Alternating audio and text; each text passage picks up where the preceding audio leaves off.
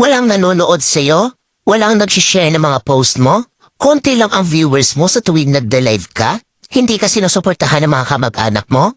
Kaibigan mo? Kakilala mo? Kapitbahay mo? Pinagtatawanan ka dahil sa pag-reveals mo? Pinagtatawanan ka dahil sa paggawa mo ng mga content? Ito ang tatandaan mo. Huwag kang huminto.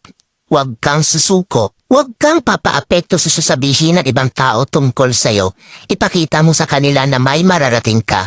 Dahil isang araw, kapag marami ka ng followers, kapag marami na ang sumusuporta sa'yo, kapag marami na ang nanonood sa'yo, kapag marami ka ng viewers, kapag marami na ang nagmamahal sa'yo at sumusuporta sa'yo, kapag marami ka ng payout, kapag sinasahod mo na ang sinasahod ng mga sikat na content creator, kapag mayaman ka na, kapag marami ka ng pera, ay manunood na yan sila sa'yo. Sila na ang kusang lalapit